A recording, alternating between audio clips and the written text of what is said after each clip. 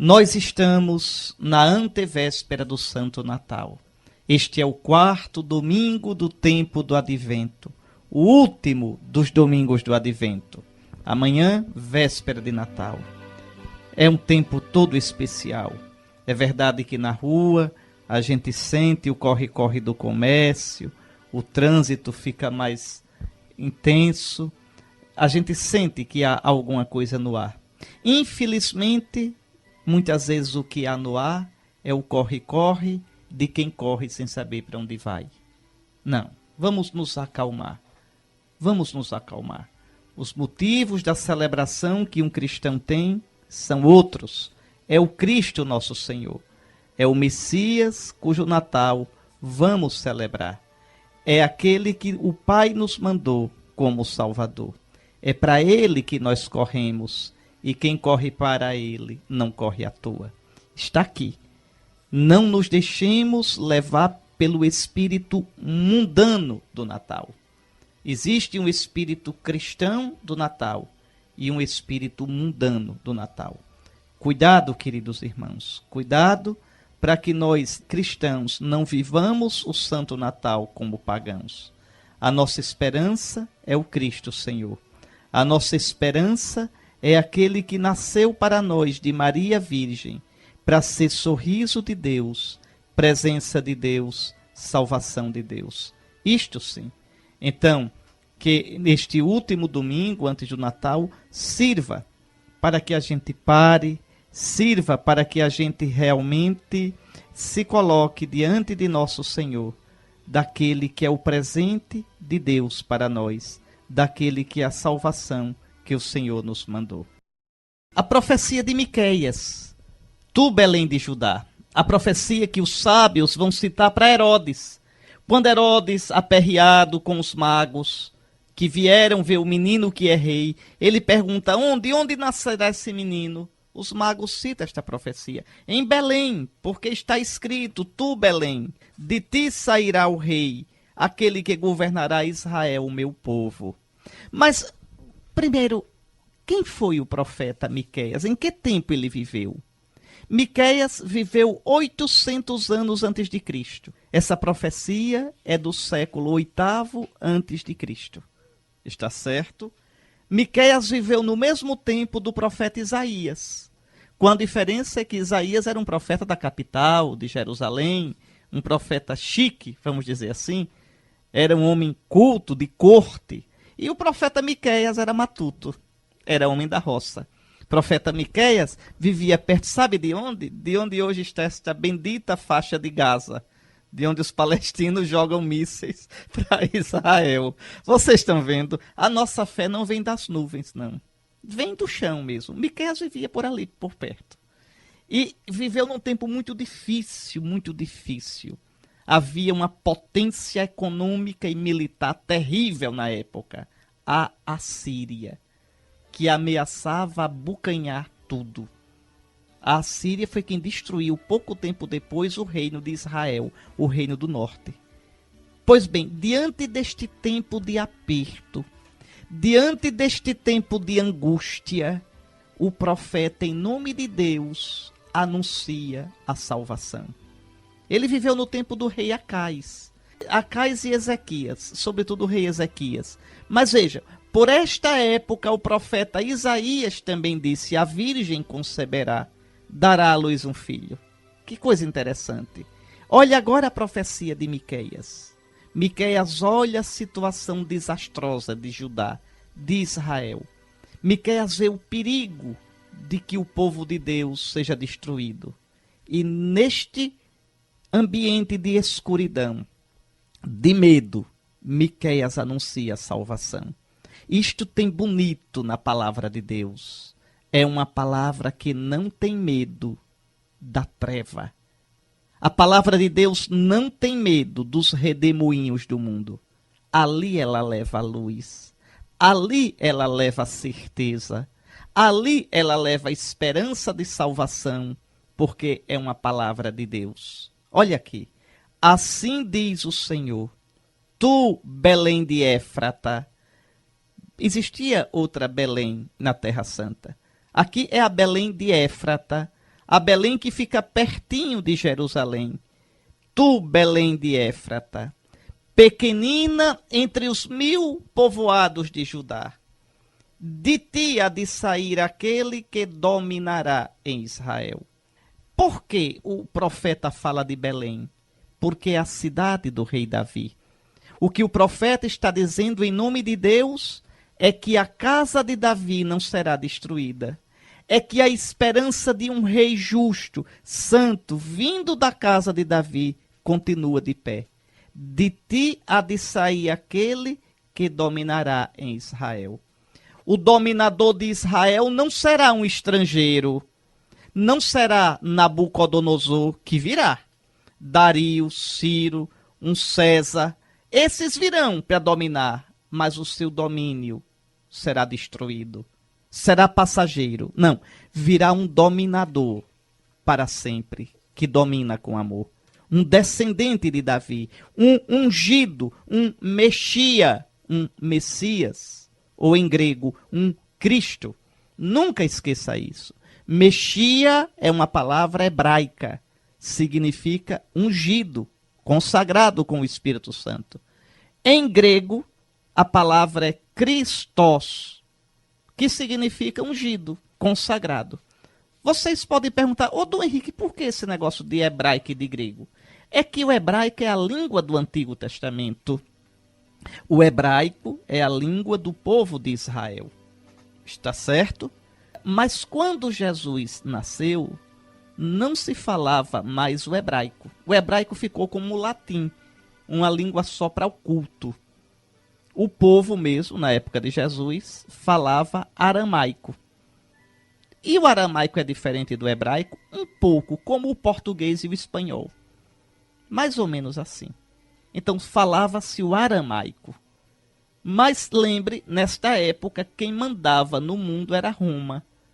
No Império Romano se falava o grego. Era o inglês da época.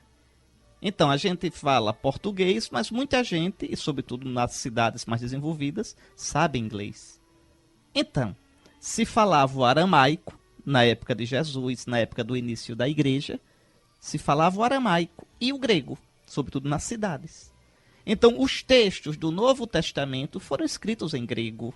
E o Antigo Testamento, já antes de Cristo, atenção, já antes de Cristo, lá pelo século II antes de Cristo, também foi traduzido do hebraico para o grego. Então, as línguas bíblicas são o hebraico, um pouco o aramaico, porque alguns textos do Antigo Testamento estão escritos em aramaico, e o grego, que é a língua do Novo Testamento.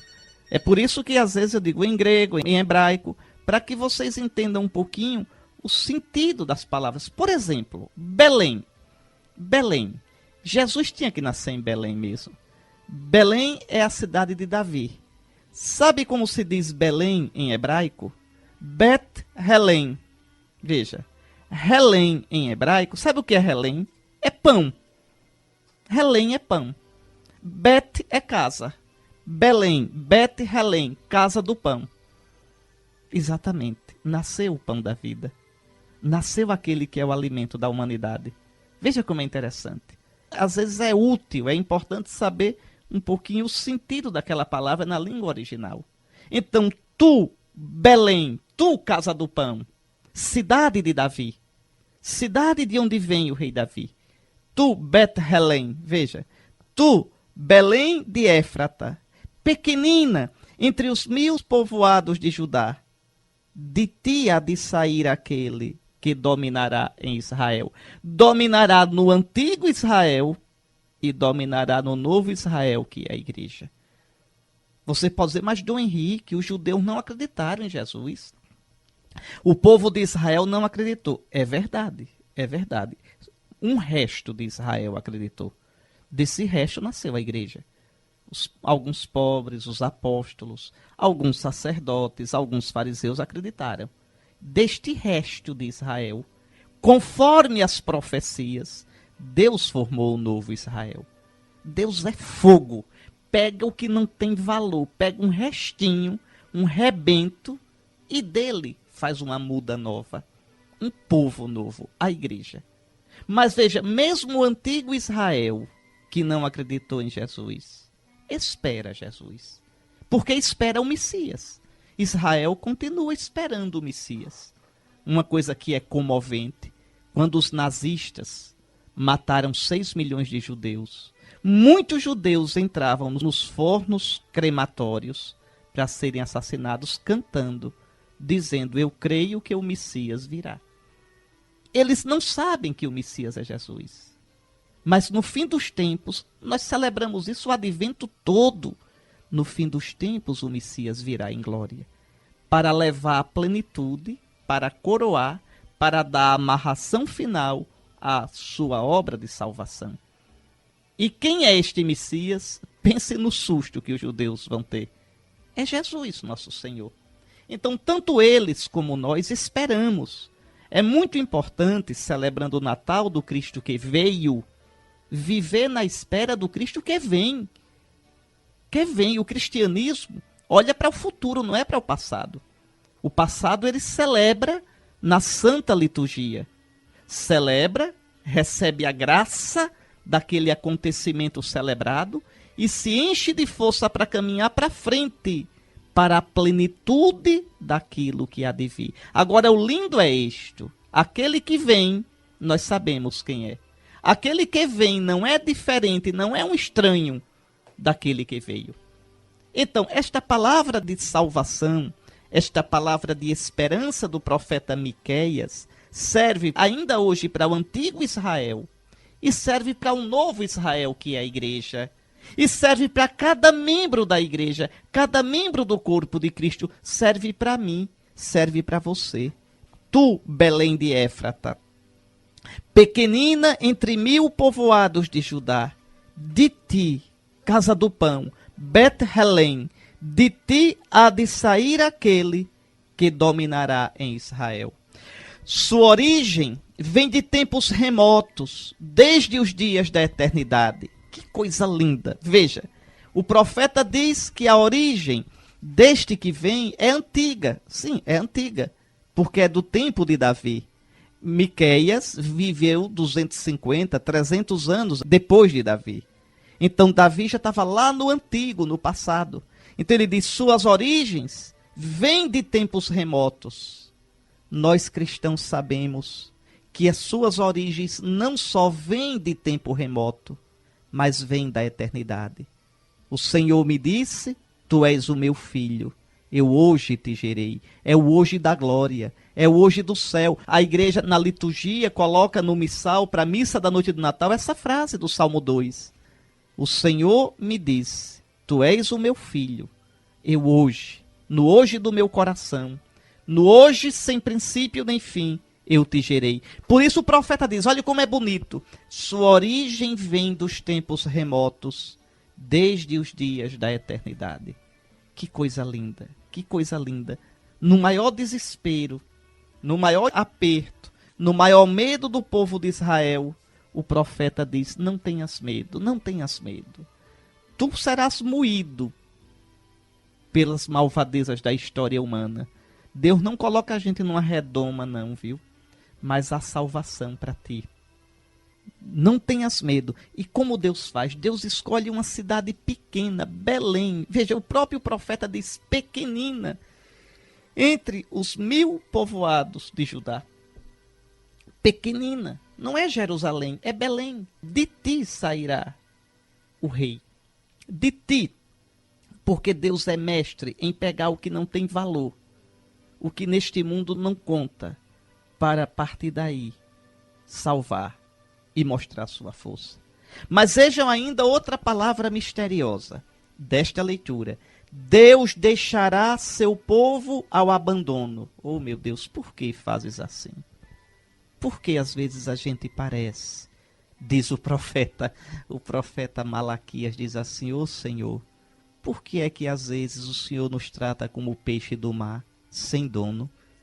Chega um, joga a rede, leva tudo para casa e faz a festa. Por que, Senhor? Na Bíblia os profetas reclamam de Deus, viu?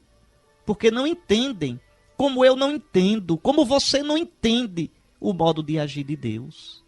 Deus não age segundo a nossa lógica. Deus age segundo a lógica dele, que é uma lógica de amor, de salvação, de vida, de bem, de verdade, de graça, de paz, mas uma lógica que me ultrapassa. Olha, na minha vida eu estudei muita teologia, viu? Ainda estudo mesmo. Mas vocês pensam que o estudo faz a gente entrar no coração de Deus? Faz não. No coração de Deus você entra de joelho dobrado, rezando.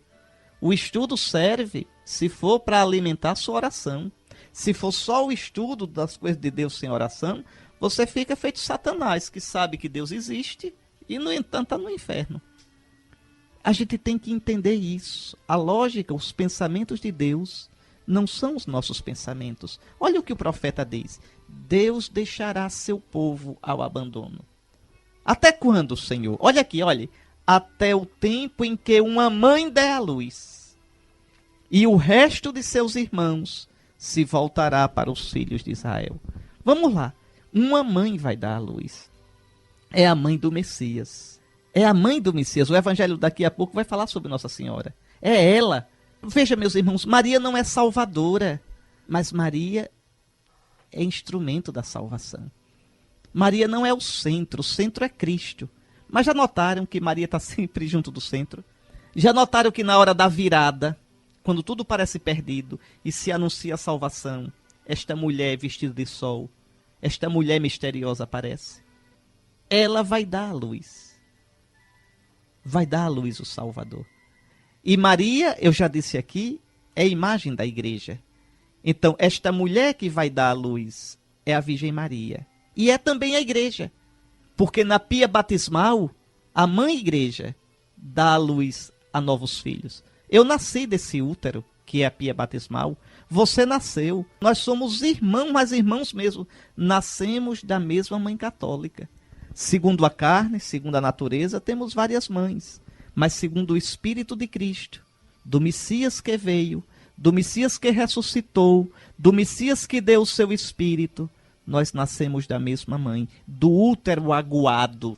Veja, da água e do Espírito, da água que é símbolo do Espírito. Então, Deus deixará o seu povo ao abandono até o tempo em que uma mãe der à luz. E o resto de seus irmãos se voltará para os filhos de Israel. Que história é essa de resto dos irmãos? Aqui só entendendo como vivia o povo de Israel. É que nesta época, lembre, Judá e o reino do norte e o reino de Israel eram separados. Então aqui o profeta anuncia que quando vier o Messias, ele reunirá os filhos de Deus dispersos.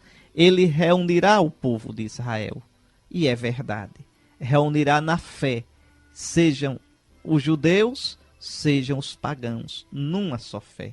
Pois bem, e olha aqui, esse menininho tão fraco que vai nascer em Belém, olhe, ele não recuará. Apacentará com a força do Senhor e com a majestade do nome do Senhor seu Deus. Os homens viverão em paz, pois ele agora estenderá o poder até os confins da terra.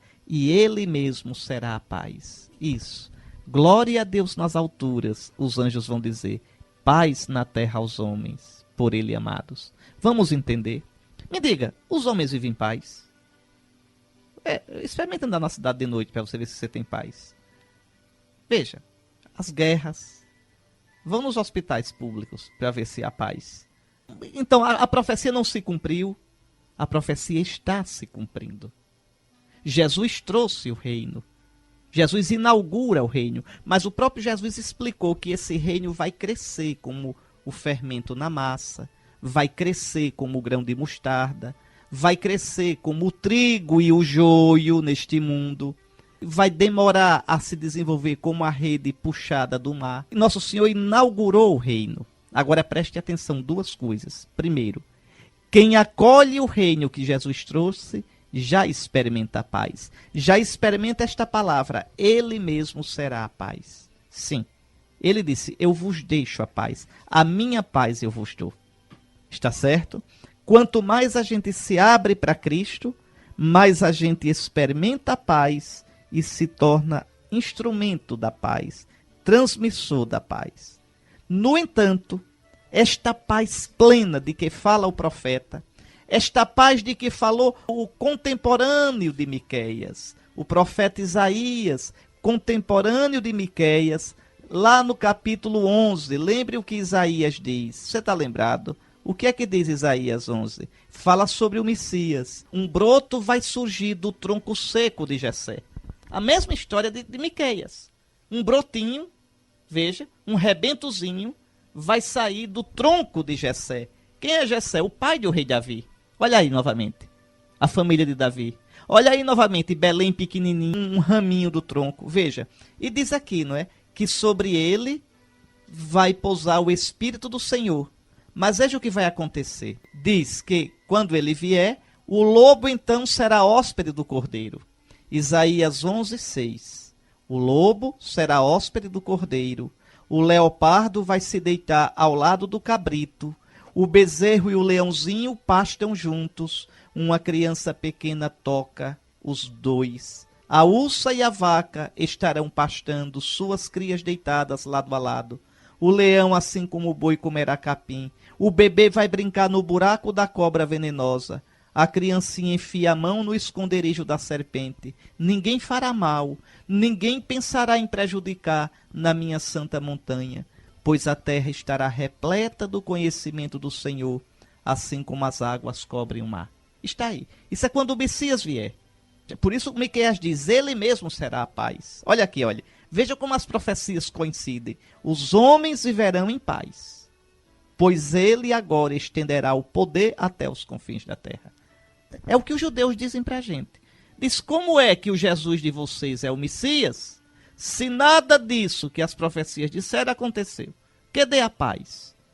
Cadê a fartura? Cadê a vitória sobre o pecado e a morte? Aí é que está, o próprio Jesus explicou. Basta ver as parábolas sobre o reino de Deus. Jesus inaugurou o reino já está presente. E aquele que acolhe Jesus, aquele que se abre para Jesus, já experimenta essa paz. No meu coração, no seu coração, se a gente for aberto para Jesus, viu? O lobo e o cordeiro vão pastar juntos. Aquelas guerras que tem no seu coração, aquelas incoerências, elas vão, à medida que você se abre para Jesus, elas vão sendo pacificadas. Você vai se enchendo da sabedoria do Senhor, como as águas enchem o mar. Conforme disse o profeta Isaías, contemporâneo de Miqueias.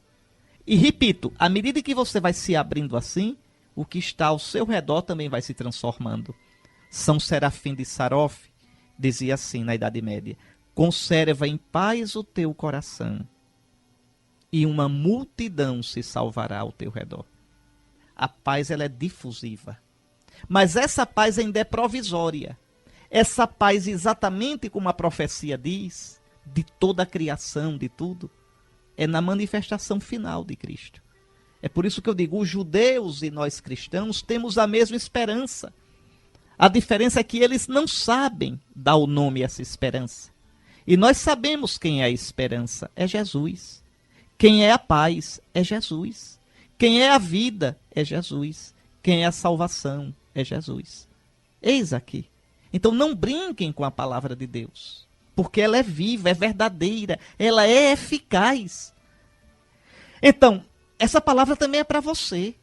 Abra-se para Jesus hoje e você experimentará a paz. Não estou falando aqui de um sentimento meloso. Não, é muito mais profundo.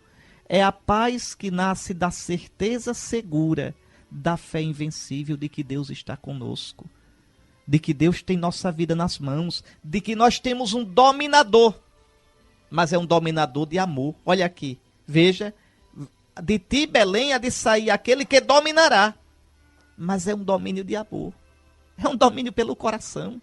Meu dominador é o que morreu por mim, meu dominador, meu rei, é o que está chagado por mim. Vá, abra o coração para o Messias, o que veio, o que virá, mas o que vem a cada dia.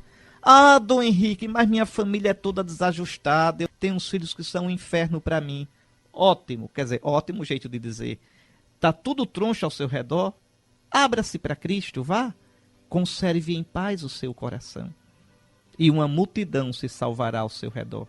Ao invés do inferno, das brigas, do estresse do mundo dominarem você, a sua paz é que vai se difundir para o mundo. Acolha o Senhor. Ah, Dom Henrique, mas eu vivo cheio de achaque, cheio de doença. E onde é que está Deus que se esqueceu de mim? Deus não esqueceu de você. Deixe Ele entrar na sua vida, que os seus achaques, suas doenças terão um novo sentido. E você descobrirá a paz, mesmo na dor. Veja. Ah, mas eu tenho uma ferida no meu coração, uma mágoa, um rancor. Eu tenho uma fraqueza moral que não consigo vencer. Abra-se para Cristo. E Cristo liberta você. Cura o seu coração. Pacifica a sua vida. Lhe dá a paz. Então essa paz que Jesus trouxe com a sua bendita vinda em Belém, esta paz é real. E ela está presente entre nós. Deus é Deus de perto. É Emanuel. Eu estarei convosco todos os dias. E um dia, no dia de Cristo, ela se manifestará em plenitude. Compreendeu? Está vendo como a palavra de Deus é? Neste quarto domingo do Advento, último domingo antes do Natal, dia 23 de dezembro. Reze por mim hoje, porque hoje eu estou aniversariando de primeira comunhão. Eu recebi minha primeira comunhão no dia 23 de dezembro, tá certo? Então reze por mim hoje. Muito bem, vamos rezar o Salmo 79. E é muito bonito, porque esse salmo vai pedir a Nosso Senhor pela vinha.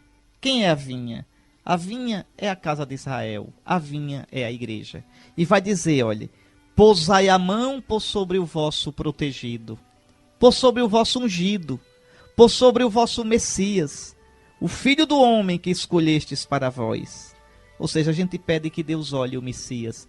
É isso. Você pode dizer, Dom Henrique, que coisa esquisita é essa? Pedir que Deus olhe o Messias, olhe Jesus. Pai Santo, olha o teu filho Jesus. Olha, ele tem as marcas da paixão. Olha o teu eleito. Olha o teu Messias que morreu, que se entregou com amor. Em nome do teu Messias, dá-nos a salvação. Em nome do teu Messias, Jesus, purifica de nossos pecados. Em nome de teu Messias, faze logo que venha o teu reino com toda a glória. Em nome do teu Messias, sustenta-nos, Senhor, Deus de Israel. É essa a oração do Salmo. Olha, está aí. A liturgia da igreja é uma coisa linda, mas se não tiver quem explique, ainda bem que os padres explicam direitinho na homilia. E aí você vai poder entender por que essa leitura hoje. Por que esta leitura neste quarto domingo do Advento?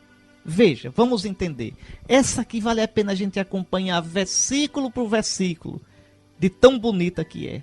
Que você vai dizer, Ave Maria, que coisa linda. Repare, irmãos, ao entrar no mundo, olha, ao entrar no mundo, na hora que Gabriel anunciou a Virgem Maria, e na hora que Maria disse, eis a serva, faça-se, o verbo se fez carne. Ele entrou no mundo. Ele entrou no ventre da Virgem. Ele tornou-se embrião. Agora veja o que ele disse ao entrar no mundo. A carta aos Hebreus diz, escute só, ao entrar no mundo, Cristo afirma, tu não quiseste vítima nem oferenda, mas formaste-me um corpo. Que coisa linda, o Filho entra no mundo rezando. Jesus entrou no mundo rezando e saiu do mundo rezando. Pai, nas tuas mãos entrego o meu espírito. Veja como é bonito. Maria reza e diz, faça-se. O Filho naquela hora se encarna, se faz homem e diz, faça-se, Pai. Que coisa mais linda. Não se pode crer sem fazer a vontade de Deus. Até o Filho Santo, que é Deus, fez-se obediente. E São Paulo vai dizer, obediente até a morte e morte de cruz. Veja, o mistério do Natal já traz a marca da cruz. Já traz a marca da obediência. Então, escute só. Ao entrar no mundo, Cristo afirma, tu não quiseste vítima nem oferenda. Pai, os cabritos, os bodes, os touros, os pombinhos que se matam no templo, da antiga lei, não conseguiam apagar os pecados. O cordeiro vai morrer e não sabe por que vai morrer. O cordeiro não pecou, quem pecou foi aquele que ofereceu o cordeiro. O cordeiro não tem amor a Deus, é um cabritinho, é um boi. Não, mas agora é o filho. Olha, pai, tu não quiseste vítima nem oferenda, mas formaste-me um corpo. Para quê? Para que eu possa ser a vítima que te agrada. Olhe para que é que Jesus vem, para se oferecer por nós. Só que com amor. Um cordeirinho era oferecido lá na marra. Jesus se entrega livremente na noite em que ia ser entregue, abraçando livremente a paixão. Por amor, ele vai dizer no Evangelho de João: o mundo saberá que eu amo o Pai e faço como o Pai me ordenou. Exatamente. A entrega de Jesus é uma entrega por amor. A entrega de Jesus é uma entrega livre, amorosa e uma entrega por nós. Por isso tem todo esse valor. Por isso tem um valor infinito. Porque além de ser a entrega do próprio Filho de Deus, é uma entrega de amor. É uma entrega livre. Uma entrega absolutamente livre, amorosa. Está certo? Então, vamos lá. Não foram do teu agrado holocaustos nem sacrifícios pelo pecado. Por isso eu disse: eis que venho. No livro, no Antigo Testamento, no livro da lei, está escrito a meu respeito: eu vim, ó Deus, para fazer a tua vontade. Repare que coisa linda. Está aqui o mistério do Natal. Está aqui porque o Cristo veio. Ele já existia eternamente. Como disse a primeira leitura, suas origens são dos dias da eternidade. Como diz o Evangelho de João, no princípio era o Verbo estava com Deus, o Verbo era Deus. Está aí. Mas ele agora vem para fazer a vontade do Pai. Continuemos com a leitura. Depois de dizer: tu não quiseste, nem te agradaram vítimas, oferendas, holocaustos, sacrifícios pelo pecado, ele acrescenta: eu vim para fazer a tua vontade. Para fazer a tua vontade, Pai. Passei 9 meses, feito feto, feito embrião no ventre de uma mulher. Recebi dela a alimentação. Recebi dela as características físicas, a herança genética. Para fazer tua vontade, Pai, para mostrar que tu te revelas aos pequenos, nasci pobre em Belém, entre os pobres. Para fazer a vontade tua, fui fugitivo no Egito. Vivi toda uma vida em Nazaré, uma vida besta, pequena, miúda, para fazer a tua vontade, Pai. Para fazer a tua vontade, saí pela Terra Santa, não tinha nem onde reclinar a cabeça, não tinha nem tempo para comer. Para fazer a tua vontade, Pai, preparei a igreja e entreguei a minha vida pela salvação da humanidade. Sempre para fazer a tua vontade. Para que a humanidade fosse salva. Porque o desejo de Deus é que todos se salvem e cheguem ao conhecimento da verdade. Está aí. Então existe um novo sacrifício. O sacrifício agora não é simplesmente de animais. Não é o sangue do animal que tem valor. Não. O que tem valor é o amor de Cristo. Por que é que o sangue de Cristo é tão precioso? Porque é o sangue derramado com amor. Primeiro é o sangue do próprio Filho de Deus. E segundo, derramado com amor, por amor ao Pai e a nós. Aí o autor da carta aos Hebreus diz: com isto, ele, o Cristo, suprime o primeiro sacrifício para estabelecer o segundo. O primeiro sacrifício são os sacrifícios do Antigo Testamento. Estão supressos. Por isso, quando Jesus morre, o véu do templo se rasga. Acabou-se a economia, quer dizer, a lei sacrificial do Antigo Testamento. Então, suprimiu o primeiro sacrifício para estabelecer o segundo. Qual é o sacrifício do Novo Testamento? O sacrifício de Cristo. O sacrifício de Cristo. É graças a esta vontade que Jesus fez. Eu vim para fazer a tua vontade, Pai. Quer dizer, é graças a esta obediência de Cristo, até a morte, até derramar o sangue, que nós somos santificados. Pela oferenda do corpo de Jesus Cristo, quer dizer, da vida de Jesus Cristo, realizado uma vez por todas. Então, Cristo se fez homem, o Filho se fez homem, para amorosamente, obedientemente, se entregar por nós ao Pai. E esta entrega foi até a cruz. E é esta entrega amorosa que nos salvou. E esta entrega, realizada uma vez por todas, se torna presente em cada Eucaristia. Veja a importância da missa.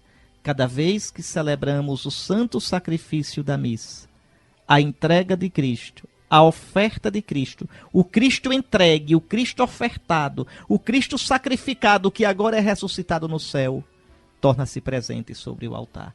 E para quê? Para que a gente entre nessa entrega, para que a gente se entregue com Ele, para que a nossa entrega, que é tão fraquinha, agora tenha gosto de eternidade. Não é bonito? Fica a lição. Cristo por nós se fez homem, se fez obediente até a morte e morte de cruz. Você pode encontrar isto no hino antigo da igreja. Um hino antigo, olha, é um hino que é antes com toda certeza, que a igreja já cantava lá pelos anos 40.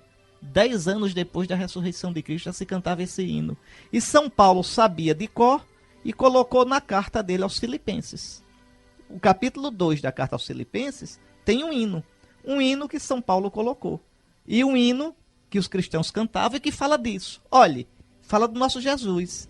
Ele, Jesus, existindo em forma divina, não se apegou ao ser igual a Deus, mas despojou-se, assumindo a forma de escravo e tornando-se semelhante ao ser humano. E encontrado em aspecto humano, humilhou-se, fazendo-se obediente até a morte e morte de cruz. Tá aí, o que a carta aos Hebreus diz. Veja, esse hino aqui comprova. Ele tinha a condição divina, ele já era Deus. Por exemplo, os nossos amigos, testemunhos de Jeová, erram gravemente porque não acreditam que Cristo é Deus. Para ser cristão, você tem que acreditar que Jesus é Deus. Que Jesus morreu por nós, como Deus. Na sua humanidade, o Filho de Deus morreu por nós. Senão você não é cristão. A primeira carta de João é claro. Aquele que nega que Jesus veio de Deus, né, é anticristo. Quer dizer, não é o anticristo, o bicho papão, não é isso. Quer dizer, é anticristo. Quer dizer, está caminhando contra aquilo que é a nossa fé. Então, ele veio na carne. Ele, tendo a condição divina, fez-se realmente homem. O verbo eterno do Pai se fez carne para se oferecer por nós. Veio com amor. Aí é como diz Santo Afonso de Ligório, né? Tem uma música tão bonita em italiano. Tu scende dalle stelle, tu desces das estrelas. E diz, não é? Ô meu Jesus, eu te vejo aí tremendo no frio. Te falta pão, te falta fogo. Ó Deus beato, quer dizer, ó Deus bendito. Quanto te custou nos teres amado? Quanto te custou? É por amor ao Pai, por amor a nós. Olha aí, vejam, estamos mesmo às vésperas do Natal. Maria, com Jesus no ventre, parte para a região montanhosa da Judeia, ali pertinho de Jerusalém, e dirige-se para lá apressadamente. Por que Maria tem tanta pressa? Imagine por quê. Pense, vá. Por que é que Maria tem pressa em ir à casa de Isabel? Por que é que Maria tem pressa? Veja, o que foi que o anjo disse à Virgem Maria, lá em Nazaré? Que ela ia conceber virginalmente. Essa é uma notícia difícil. E o anjo deu um sinal. Disse, olha, eu vou dar um sinal de que isso é verdade. Eu vou dar um sinal de que não é ilusão sua. A tua parente Isabel, que tu sabes que é bem idosa e que é estéril, ela está grávida. Ela está no 6º mês. Pronto. Assim que o anjo sai, Maria vai-se embora para ver. Ela vai ver o sinal. Pense no aperreio. Pense na ânsia. Pense na apreensão. Pense só. Compreende? Observe o que diz o Evangelho. Olhe, entrou na casa de Zacarias e cumprimentou quem? Foi direto logo atrás de Isabel. Cumprimentou Isabel. Não queria ver Zacarias, não. Zacarias não estava grávido. Queria ver Isabel se estava grávida. E aqui acontece uma coisa impressionante. Quando Isabel ouviu a saudação de Maria, a criança pulou no seu ventre. João Batista. E Isabel ficou cheia do Espírito Santo. Com grande grito exclamou: bendita és tu entre as mulheres, e bendito é o fruto do teu ventre. Como posso merecer que a mãe do meu Senhor me venha visitar? É de matar Nossa Senhora de surpresa e de alegria. Veja, ela foi caladinha, quietinha, para ver se a prima estava grávida. A prima não só está grávida, a barrigona, 6º mês, mas a prima sabe do segredo de Maria. Veja o que ela diz. Veja, como pode a mãe do meu Senhor vir me visitar? Você imagina o alívio de Nossa Senhora? Você imagina a vontade de sorrir, de chorar, tudo de uma vez só? Então não é ilusão, então não estou doida. Então foi verdade. Então dentro do meu ventre vem o Messias. A prima Isabel já sabe. Quem contou a prima Isabel? O que é que Maria faz? Você lembra a sequência desse evangelho? Ela explode num grito de alegria. A minha alma engrandece o Senhor. O meu espírito exulta o Deus meu Salvador. Ele olhou para a minha humildade. Veja. Você entende? Maria coloca para fora. É como uma explosão. É a ansiedade que passou. É verdade. Deus me visitou. Compreende? Mas olha que Isabel diz coisas lindas. Primeiro, bendita és tu entre as mulheres. Ainda hoje a igreja não cansa de dizer isso todo dia na Ave Maria. Bendita és tu entre as mulheres. E o motivo? Bendito é o fruto do teu ventre. Veja, é fruto sim do ventre de Maria. Maria não é a chocadeira de Jesus. Maria é mãe realmente. É fruto do ventre dela. Toda a reverência que a gente puder ter pela Virgem Maria, os cristãos não adoram Maria. Os católicos não adoram Maria. Nem adoram imagem de Maria. Nem adoram imagem de santo nenhum. Os cristãos veneram. Mas a veneração que os cristãos dão a Nossa Senhora é maior do que a qualquer outro santo. Tanto que em grego o nome é hiperdulia. Dulia quer dizer homenagem, veneração. A gente presta aos santos um culto de dulia. Veja, a Deus a gente presta um culto de latria. O que é latria em grego? Adoração. Então nós prestamos uma teolatria, não idolatria. Teolatria, adoração a Deus, ao Pai, ao Filho e ao Espírito Santo. Aos santos nós prestamos um culto, quer dizer, uma homenagem de dulia, de veneração. As palavras gregas são bem diferentes. E para Maria não é uma simples dulia, é uma hiperdulia. Hiper, você sabe, é uma dulia maior, uma dulia mais intensa, mas uma dulia, não latria. Veja, a própria Isabel é a primeira. Então a primeira herege é Isabel, a primeira idólatra é Isabel.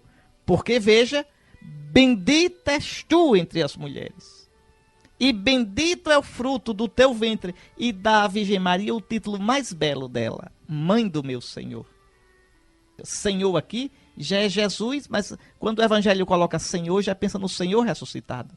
Deus constituiu Senhor e Cristo a este Jesus que vós crucificastes, dirão os Atos dos Apóstolos. Então, como posso merecer que a mãe do meu Senhor me venha visitar? Como você pode merecer que a mãe do Senhor seja sua mãe? É uma honra para nós. Aquela música tão bonita, que honra para mim chamar de minha mãe, a mãe do meu Deus, do meu Salvador. É uma honra. Como posso merecer? E aí, logo que a tua saudação chegou aos meus ouvidos, a criança pulou de alegria. E você não pula de alegria por ter Maria por mãe? Você não pula de alegria por trazer Maria para a sua casa? Seja discípulo amado de Jesus. Olhe João 19.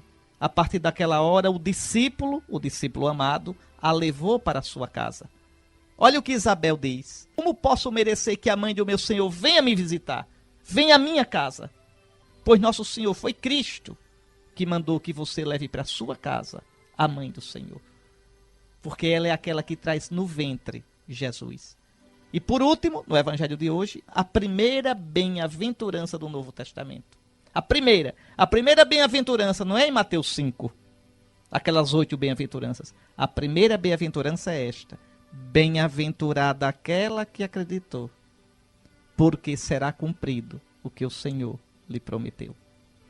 E ela vai profetizar: todas as gerações me chamarão bem-aventurada, me chamarão bendita, porque o poderoso fez em mim maravilhas. Repare como é bonito. E para terminar esse negócio todinho, hoje o Evangelho chama Maria de Arca da Aliança. E chama onde? Onde é que está aqui que ela é Arca da Aliança? Adivinhe, procure. Veja, hoje, vou repetir, viu? Hoje o Evangelho chama Nossa Senhora de Arca da Aliança. Sabe como é isso? Porque esse Evangelho de hoje está cumprindo a profecia do segundo livro de Samuel, capítulo 6, versículo 1 a 11. O que é que diz lá em Samuel? Anote aí, depois você lê, eu só vou explicar. Viu? Segundo Samuel 6, versículos 1 a 11. O que é que conta ali? Que Davi estava levando a Arca da Aliança para a região montanhosa de Judá, para Jerusalém. Escute só, lá vai a arca é toda de ouro e dentro tem a lei de Deus. Aí lá vai a arca, está certo? Quando chega no meio do caminho, a arca vai cair, alguém vai segurar, termina morrendo. Davi, com medo, diz: donde me vem, como pode a arca do meu Senhor vir à minha casa? Maria também vai para a região montanhosa de Judá, para a região de Jerusalém. A Encarém fica pertinho de Jerusalém. Tá certo? Vai levando Jesus, como a arca ia levando dentro dela a lei. Davi diz: como pode a arca do meu Senhor vir à minha casa? Isabel diz: como pode a mãe do meu Senhor vir me visitar? Aí Davi deixa a arca na casa de um tal de Obed-edom. Depois ele vê que Deus abençoou Obed-edom e depois de 3 meses leva a arca para a casa dele. Aí Lucas diz: Maria ficou 3 meses na casa de Isabel, como a arca ficou 3 meses na casa de Obed-edom. Vá, pega o evangelho de hoje, tá certo? E com esse complementozinho que está lá no fim do Magnificat. Maria ficou 3 meses na casa de Isabel. E compare com 2 Samuel 6, 1 a 11. Tem que saber ler a Bíblia, viu, meu irmão? O que São Lucas está dizendo aí é que Maria é a Arca da Aliança. O que São Lucas está dizendo aí é que ela é aquela que traz dentro de si não as tábuas da antiga lei, mas aquele que é a própria palavra de Deus. Tá certo? Muito bem. Então, eu queria terminar hoje esse comentário do Evangelho rezando com a oração antiga da igreja dos cristãos espanhóis, do rito hispânico, rito antigo da igreja. Ó Cristo nosso Deus, nós te suplicamos que na tua vinda sejam fortificados os corações dos teus fiéis e os joelhos de quantos são débeis se reforcem. Pela tua visita sejam curadas as chagas dos doentes. Pelo toque de tua mão sejam iluminados os olhos dos cegos. Pelo teu sustento, o passo dos mancos torne-se firme, e pela tua misericórdia sejam desfeitos os laços dos pecados. Faze que na tua segunda vinda do teu juízo possam alcançar-te com a alma exultante aqueles que agora vês acolher a vinda da tua mística encarnação já realizada, e conduze-os à doçura do paraíso. Isso, Senhor Jesus, que celebrando a tua primeira vinda no Santo Natal, de modo piedoso e santo, nós possamos acolher-te na tua segunda vinda. É este o desejo da igreja, é este o desejo nosso nesta antevéspera de Natal. Abençoe você, abençoe sua família, o Deus Todo-Poderoso, Pai, Filho e Espírito Santo. Desde já um abençoado Natal, viu? Um santo Natal. Vá à missa, ou a da noite do Natal, ou a do dia, mas não deixe de ir. Certo? E fique em paz. Até domingo, se Deus quiser.